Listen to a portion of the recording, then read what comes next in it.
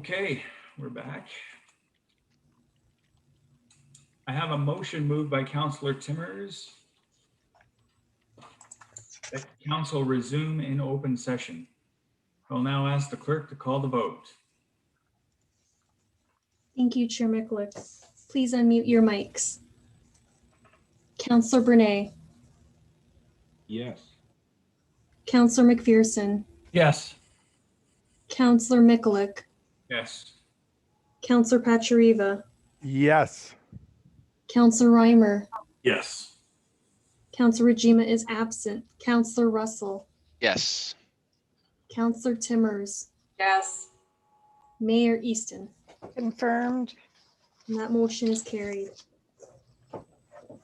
Okay, I have a motion moved by Councillor Brunei that council receive for information and update from staff, the CAO and human resource specialist as it pertains to collective agreement negotiations. I will now ask our clerk to call the vote. Thank you, Chair Mikulik. Please unmute your mics. Councillor Brunei, Yes. Councillor McPherson, Yes. Councillor Mikulik, Yes. Councillor Pachariva, Yes. Councillor Reimer, Yes. Councillor Rajima is absent. Councillor Russell, Yes. Councillor Timmers, Yes. Mayor Easton, Support. and that motion is carried. Thank you, Trish. Okay, 7.2 delegations. We have no delegations this evening for the General Business and Finance Committee. We move to 7.3 consent agenda. We are now considering the consent agenda, which includes library board minutes from June 23rd, 2020. Would any member like to remove this item from the consent agenda to discuss?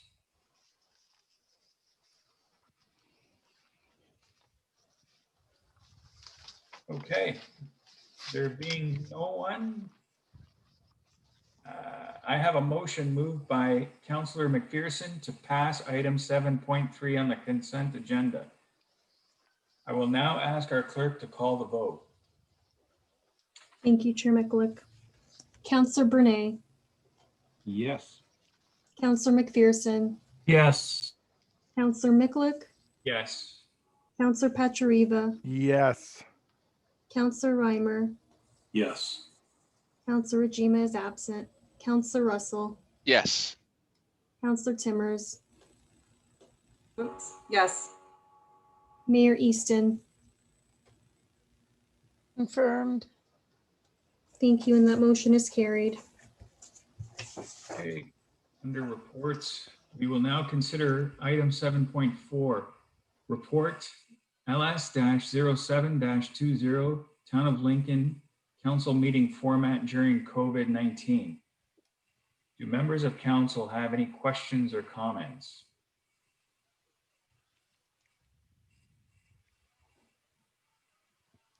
Councillor Timmers.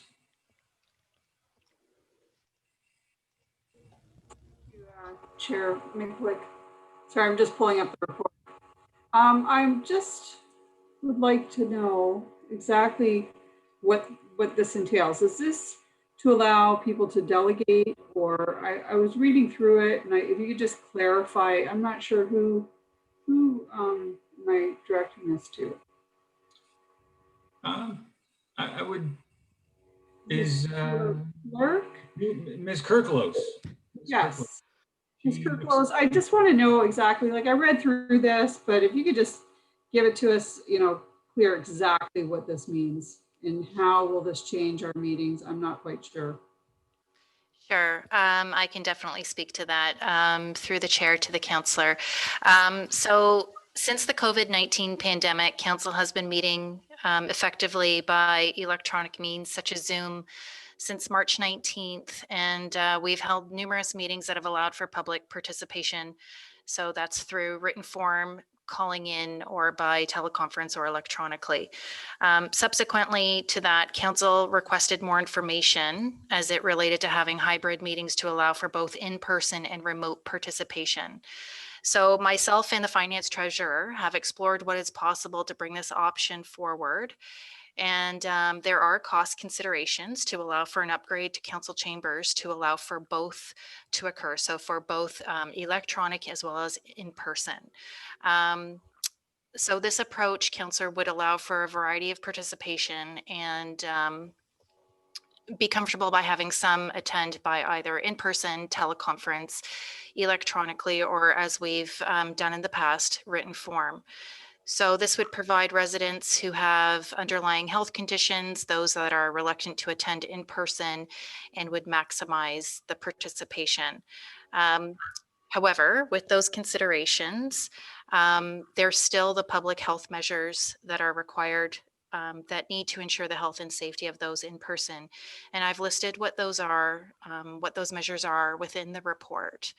And as you know, recently in the news, there's been cases that we've had new cases and a highest daily infections recorded, as well as there's the potential of the second wave to peak in October. So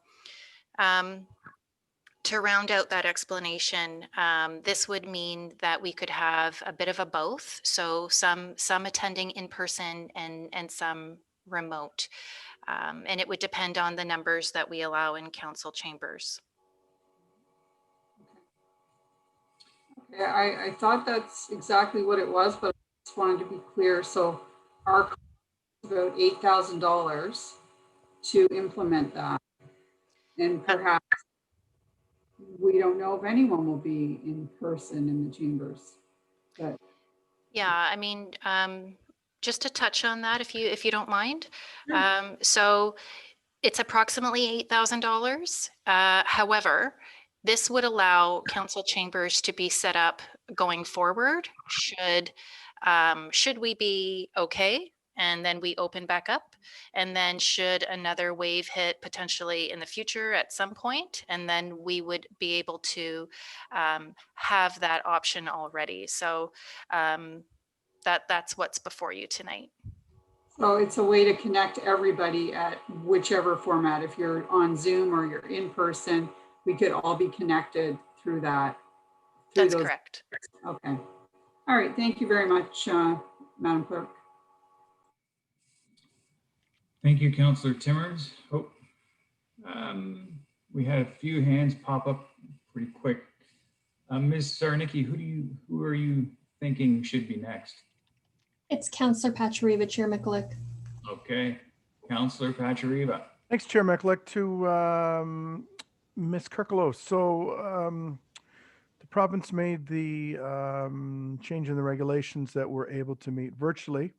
So will these changes going forward, say I'm out of town on business, I'm in Windsor, I can remotely call into the meeting? Yes, you can. Okay, with this $8,000 spend. Yes, you can. All right, anyone else? So this applies to both council as well as any Residents. delegations. Yeah, so if a resident is vacationing in Florida or Arizona, they are able to join the meeting. Yes, Councillor. Fantastical. Is that good, Councillor Pachariva? That's satisfying? Fantastical. Let's vote. No, I think you raise a good point, but I think we need to be cautious with that thought that we also need a commitment from council to actually attend the meetings moving forward once we move out of this pandemic. What if we do move back to in-council chambers and there's, everyone goes away for the weekend? So that might require a bit of thought moving forward as far as commitment from council to actually attend meetings. Well, I think when we were elected, we made a commitment. So this is just an ancillary. If I'm out of town, right now I can't attend. So now it allows for me to attend. So I think it's dynamite. We don't have meetings on the weekend. Not everyone's going away on the weekend. So red herring. Appreciate that. Next, we have Councillor McPherson. Thank you, Mr. Chair, and through you to Julie. Obviously, our world has been rocked again this week with word coming down from the province. So, that puts everything pretty much on ice. And I get that. I guess my concern is that we move as quickly as we can, whether we have this technology or not. When the time is right, we consider a move back into council chambers. I think you are well aware that I have been an advocate for moving back into council chambers. I think there's many reasons to do that. Yeah. And I won't get into, all of the various groups that are now sharing a room. We know that, but I just don't want this to be the green light to have us sit on virtual meetings till April of next year. I think that we could have council meetings without this technology. I think we know that. Yes, we would have to bring on some assistance to escort people into the council chambers to allow them to delegate, as well as, cleaning the podium, the microphone, things like that. Yes, we would have to do that, but it would then address very specifically concerns that I am hearing about being virtual and being on a virtual call and delegating on a virtual call. People are wanting to be live and in person with council. So my comment is that, yes, we have had a setback and that we are all dealing with that. And it makes no sense to go into council chambers right now. But I would like that we stay on this file, regardless of whether we get the $8,000 enhancement to our IT or not. And that when things improve, that we aggressively pursue going back into council chambers. Thank you, Mr. Chair. Thank you, Councillor McPherson. Next, we have Ms. Hernicki. We have Mayor Easton, Chair Mikulik. Thank you. Mayor Easton. Thank you very much, Mr. Chairman. Mr. Chairman, to Madam Clerk, when we made the technology changes to the chambers in the last go around, there was one seating area to the right of the mayor that was not connected with the master system. Does this investment bring everyone up to the same standards so that everyone has access through the microphone system? Through the chair to the mayor. So if I understand you correctly, are you talking about a combined both electronically and those in person with the microphone system? I'm talking about in-person microphone system in the chambers. The one, whether this upgrade is also going to make the adjustments so that that one spot that does not have the microphone will be included. I can definitely look into that. That was an area where I, as you know, sit beside the mayor, and on the other side is the CAO. So if that is something that you would like us to consider, we could definitely see what that looks like. Okay, I'd like to make that formal request. Okay. Thank you very much. Madam Chair, I just, it's very difficult. I certainly understand where Councillor McPherson is coming from. And the situation is becoming difficult. I don't know, do we have any idea how many councils are actually accommodating in-person delegations? Have those that were doing it given up on it, or are they still continuing with it? So through the chair to the mayor. So by doing some checking with other area municipalities, if you will, most municipalities in the GTA are continuing with electronic means. There are a few, there's not a lot. There are a few that have gone back into person, and there are social distancing measures, and they're on a staggered basis. A couple of the municipalities in the Niagara region are accommodating for staff in person, but keeping the public by electronic participation. So the only one that I know of that is in person right now is Waynfleet, and that is on a staggered basis. Okay. And is it possible for, if the council weren't in the chambers, but the chair was in the chambers and the delegations came in, is that an accommodation that could be made? Yes, Madam Mayor, it is. Okay.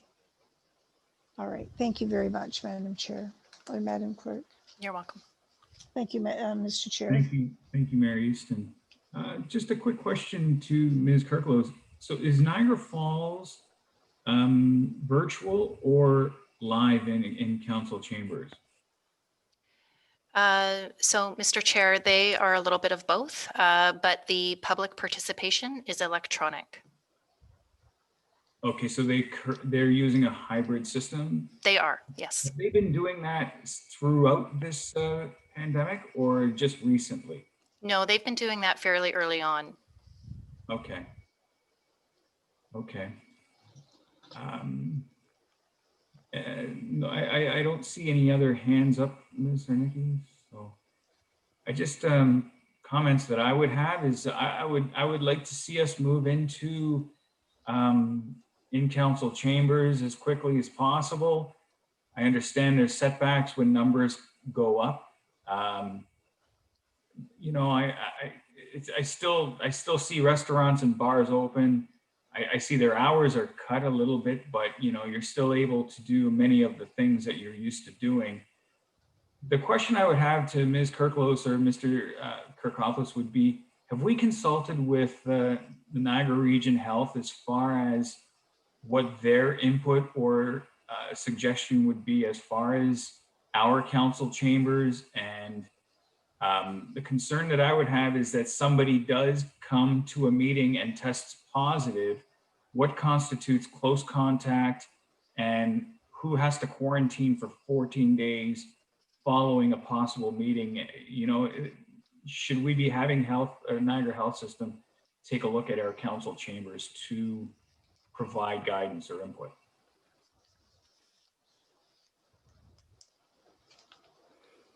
I'll let the CAO comment to that. Through you, or to you, Mr. Chairman. So, I mean, throughout the process, we've been in contact with Niagara Region Public Health, our community, or sorry, our information officer, in this case, Mr. Deanny, deals with them daily. Chief Hudson meets with the CEMCs, as does our emergency coordinator, Kathy McGrath, and all of us are talking to them on a fairly regular basis. The advice from Niagara Region Public Health is where possible, avoid in-person meetings. That is still the direction coming from Niagara Region Public Health. I think they understand in some cases, municipalities may decide on other options. I think the hybrid options in a lot of cases, if there was to a going back to something, would be what they would recommend. But we are talking to them, especially as numbers start to increase around what contact tracing looks like, what passive and active screening looks like, and the various elements of both of those, so that if and when a decision is made, we're ready to respond and make sure that we keep staff safe, we keep council safe, and we keep the community safe. So, I mean, staff's in fairly regular contact. That's increased. So I'd say multiple times a day now, each of us are talking to our counterparts from across the region, and that will continue. But notwithstanding any of that, whatever decision council does make, we will look at ensuring that the safety protocols and measures are in place. Thank you for that. It's just the concern that I have is that should a member of staff or anyone test positive, what does that mean? What is close contact? Is it, what is it sitting beside somebody, but the plexiglass beside you serves as a barrier that you could sit for 2-3 hours? Those are the detailed kind of questions I'd like to know with regards to that. But backing up a little bit, the reason why I want to try to get back to in council chambers is when residents, particularly with a planning application that may have a lifelong effect, we as counselors, we make comments, during a chamber meeting, and residents, should they disagree with something we say during a meeting or want to come to the podium, come to the mic, we allow them that option.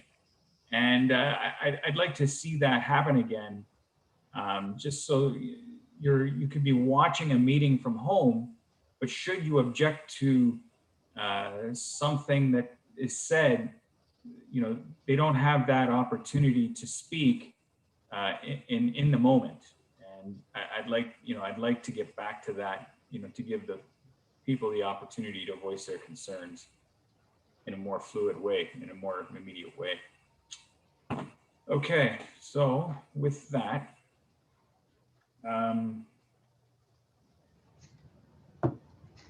there being no further discussion, I have a motion moved by Councillor Reimer. Receive and file report LS-07-20, Town of Lincoln Council meeting format during COVID-19, and approve funding for technological upgrades for council chambers to provide for both in-person and remote participation from the Technology Modernization Fund as outlined in the financial section of report LS-07-20, and direct the town clerk to proceed with electronic meetings until December 2020 or until the upgrades are finalized. I will now ask our clerk to call the vote. Thank you, Chair Mikulak. Please unmute your mics. Councillor Brunei, Yes. Councillor McPherson, Yes. Councillor Mikulak, Yes. Councillor Pachariva, Yes. Councillor Reimer, Yes. Councillor Regima is absent. Councillor Russell, Yes. Councillor Timmers, Yes. Mayor Easton, Confirmed. and that motion is carried. We now concluded the General Business and Finance Committee agenda. We will now rotate to allow Vice Chair Brunei to assume the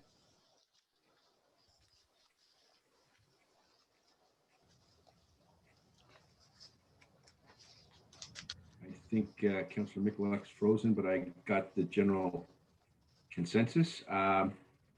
We will now move to agenda item number 8, Community Services and Infrastructure Committee agenda.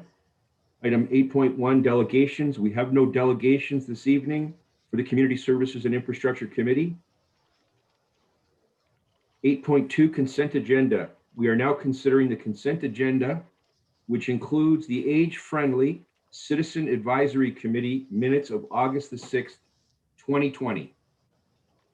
Would any member like to remove this item from the consent agenda to discuss?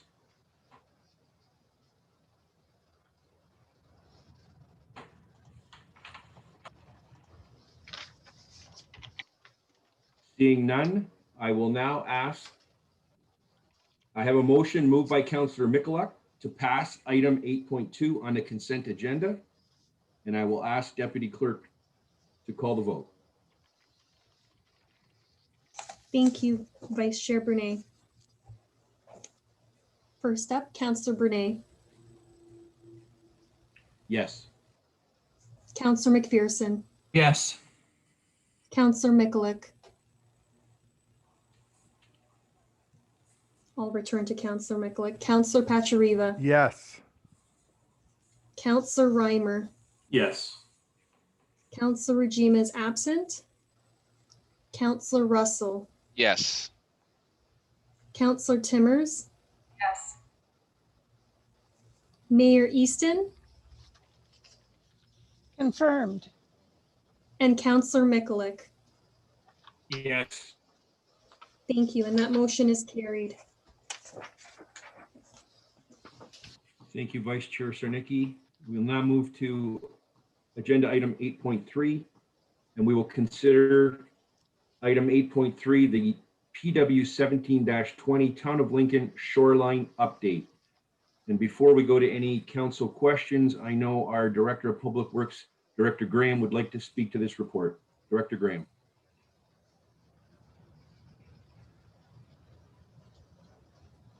Thank you, Chair, to members of council.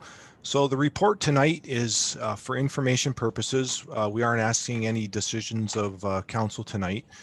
And really the purpose is we want to provide members of council with a fulsome update on a number of very important projects that we currently have underway in regards to the Town of Lincoln's Lake Ontario shoreline protection needs related to our roads and our parks, and also alignment with a lot of our climate adaptation planning. So both Jillian Harris, our environmental services manager, and myself are both here tonight to answer any questions committee may have.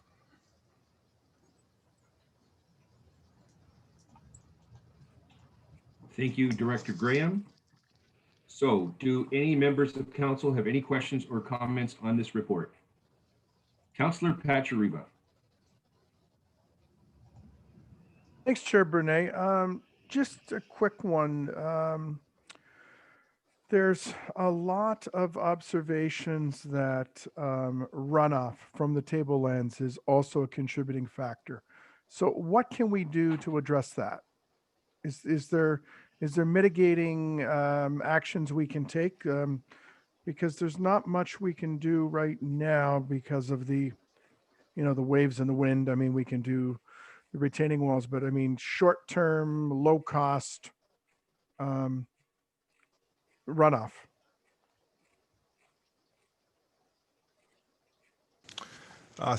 Through you, Mr. Chairman, to Councillor Pachariba.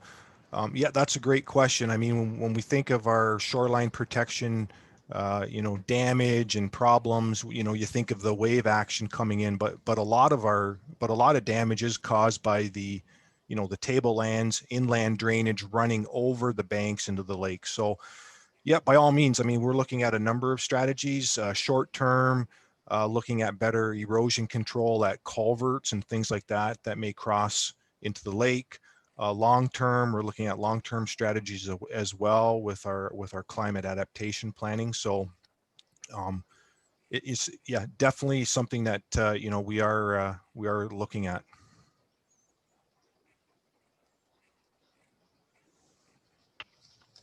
Councillor Pachariba, are you okay with that? Anything else?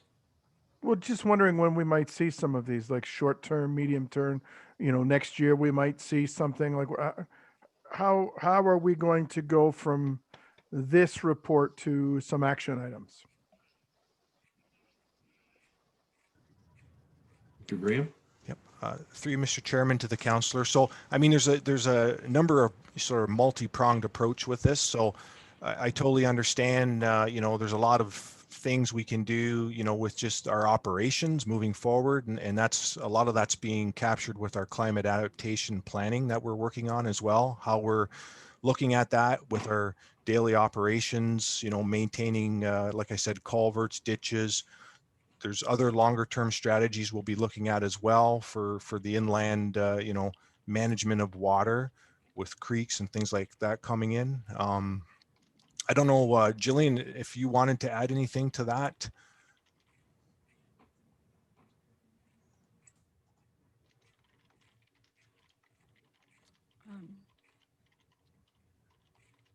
Yeah, one of the things to note, again, Director Graham was alluding to it, is that likely a lot of the inland flow items would be longer term response. So when we go forward with that, we'd have to do the environmental assessment, which is the next step along that longer shoreline. We will see some recommendations coming forward for the section east of Martin, which is a EA that we advanced ahead just because of the road closures that we've had during 2017 and 2018. So we will see some recommendations within that area coming out of that environmental assessment.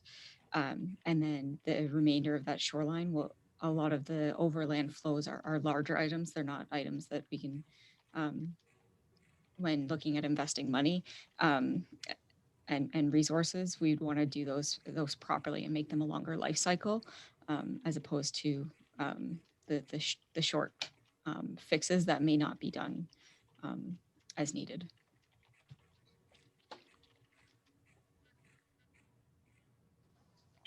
Okay. Councillor Patriva, are you okay with that now?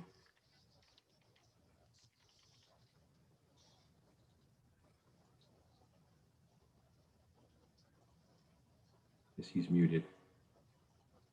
I see no other questions. I would just, I appreciate this report coming forward. I do recall prior to COVID, I believe it was at some point last year, we went into the council chambers early one morning. There was the mayor and there was a number of councillors that were around the table, and we sat through a bit of a presentation. And I guess I would just ask either through Director Graham or to Jillian, it's great we're looking at action items, in our backyard, but obviously we continue to hear that, what's causing some of these problems is not only, climate change, but also what happens in certain areas, up the St. Lawrence River. So I would just certainly hope, and maybe one of you could comment, that we are engaging with, organizations like the International Joint Commission and the St. Lawrence River Board and the International Lake Ontario Commissions, because, I think it's very important that we collaboratively make sure that we're getting all the information to make informed decisions as we move forward on some of these mitigations. And if one of you wanted to comment on that, I'd greatly appreciate it. Yep. Mr. Chair, we do have some input with that through Niagara Adapts as well, and then with other committee organizations that we work with as well. That being said, with our shoreline, while we have seen some flooding within the parks, the majority of the damage along our roadways is actually tied to wave action. And again, that Councillor Patriva mentioned as well, the overland flow going in and damaging our shoreline protection. So fortunately, the majority of our items are tied to, again, not to the overall water height, unless aside that the waves would be larger. But again, we are working with those other groups. We are also working with, in conversation with the federal government and provincial government as well, to look at funding options to support it. And even as we have those conversations, there's also some liaison that happens within there with the other committees and the agencies responsible. That's great. Thanks, Jillian. I appreciate that. And I'm now going to go to Councillor Timmers. Excuse me. Thank you, Chair Bernay. Great report, Mr. Graham and Ms. Harris. As we're heading into winter season is coming, what kind of shape are we in down there on those roads? I haven't been able to drive along there recently, and I'm just wondering how are they looking for as we're moving into our winter season, especially Martin Road and Lakeshore and Lakeside. If you have any comments on that to Mr. Graham. Through you, Mr. Chairman, to Councillor Timmers. So I would say generally, I mean, the roads are in good condition, acceptable condition. We do monitor the shoreline very frequently, look for any changes, any erosion damage that may be occurring. We do monitor certain locations of concern to ensure erosion isn't getting worse. So, I mean, we do that ongoing. So. Great. Thank you. I'm very happy with this report, and lots of great information on there, and got a lot of good plans moving forward on how to, resolve those issues down there. So I appreciate it. Thank you, Councillor Timmers. Deputy Clerk Cernicki, next up, do we have Councillor Russell? That's correct, Vice Chair Brunei. Councillor Russell. Thank you, Mr. Chair. Through you to probably Director Graham, but possibly Ms. Harris. So I'm just looking at some of the figures that are provided in this, and it'll lead me to a question. It looks like we roughly have about $2 million that the town has received in basically grants from either the government in some form, but at the very last page, I see that the anticipated potential cost could be upwards of 50 million for the full program. So we're looking at roughly 4% right now in the bank for this. As part of the recommendations that are going to be forthcoming over the next, I'm assuming, several years, are we also going to be looking at least costly measures, like perhaps not necessarily looking for remediation on the shoreline itself, but possibly moving back roads? Again, it might not be the most popular decision, but it might be one that has to be made just based on sheer fiscal responsibility. Through Mr. Chairman to Councillor Russell. I mean, yeah, that's a great question, and absolutely we will be looking at many alternatives. So what you can expect next is we've done our comprehensive condition assessment of the shoreline. So the next step now is to do an environmental assessment study. And through that process, what we do is we look at the preferred alternatives for different locations. And by all means, we'll be reviewing different alternatives where, you know, your typical shoreline protection right in place along the lakeshore with armor stone and you know, measures like that. We'll also look at relocating the road. We may find in some cases relocating the road might be the best long-term solution to move forward with. So yes, we'll be looking at many options at each location. And in terms of the cost too, I know the report in the financial section, you know, we have applied for the federal mitigation fund to help offset, you know, these significant costs, because they are significant when you look at the total costs over the long term. So, you know, we are positive. We're hoping, you know, we'll hear good news on that grant application, but, you know, we won't know for sure until probably about a month and a half, but we have been in conversations with staff from the federal government, and they've been very interested in our application. So as soon as we know more, we'll share that with council, but that's another strategy right now we're looking at to help mitigate future costs. Okay, thank you, Director Graham. And through you, Mr. Chair, one other quick follow-up. The $50 million anticipated price tag, is that in today's dollars, or is that kind of factoring in potential time it could take to, so if this is like over a 10-year span, is it include some inflation in that to use or utilize future costs down the road? Through Mr. Chairman to the councillor, I mean, I think it's probably today's costs.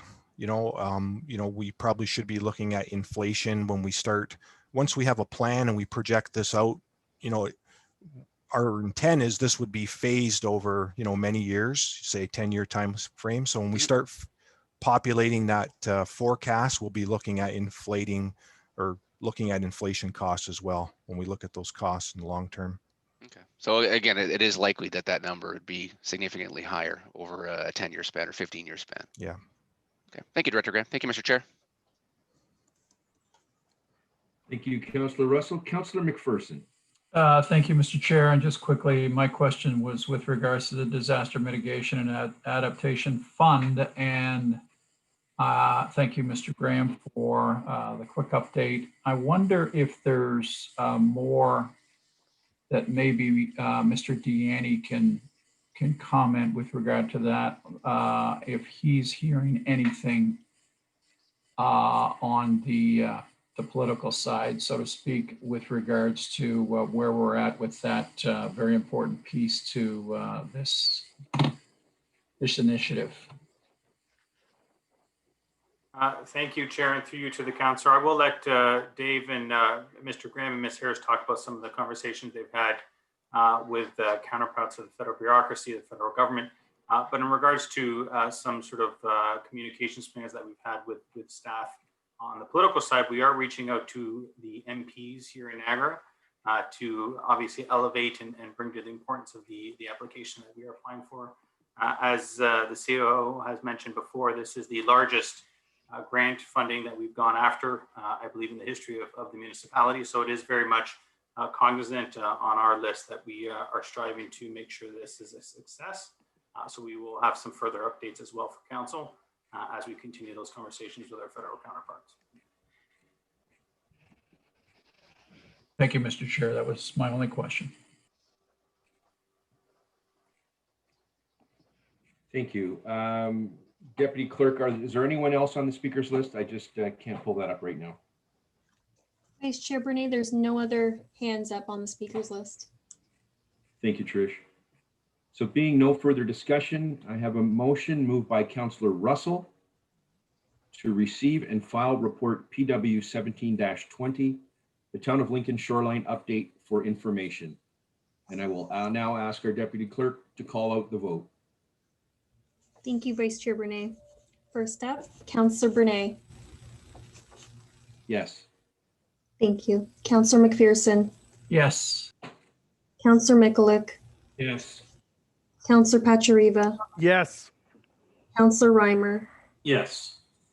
Councillor Rajima is absent. Councillor Russell. Yes. Councillor Timmers. Yes. Mayor Easton. Confirmed. And that motion is carried. Thank you, Trish. We will now move to item 8.4 and consider the report PW 18-20, the Water Usage Accuracy Review Report. Do members of council have any questions or comments?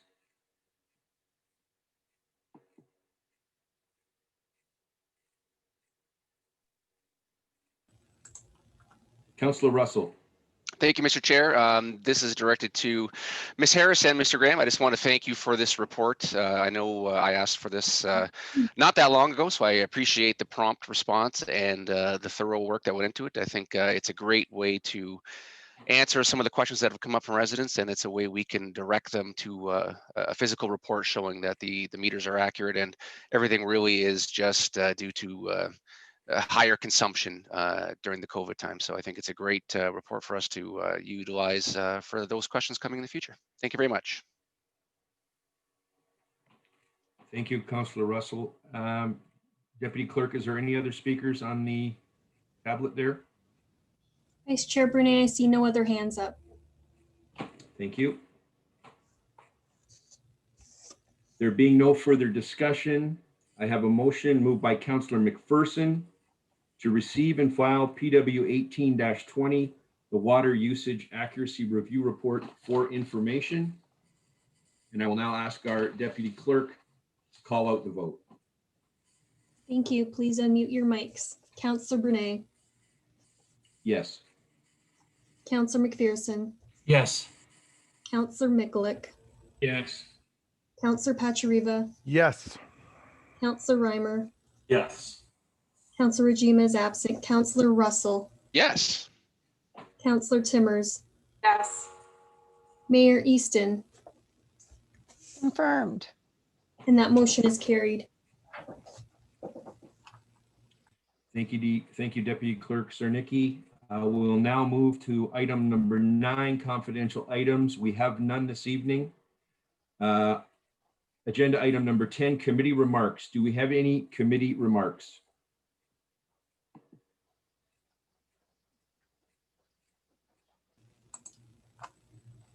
Deputy Clerk Cernicki, I'm not seeing anything on my tablet. Is there anything there? No, you're correct, Vice Chair Bernay. There are no hands. Okay. So seeing no further discussion and being no further business, I call this meeting adjourned at 9:50.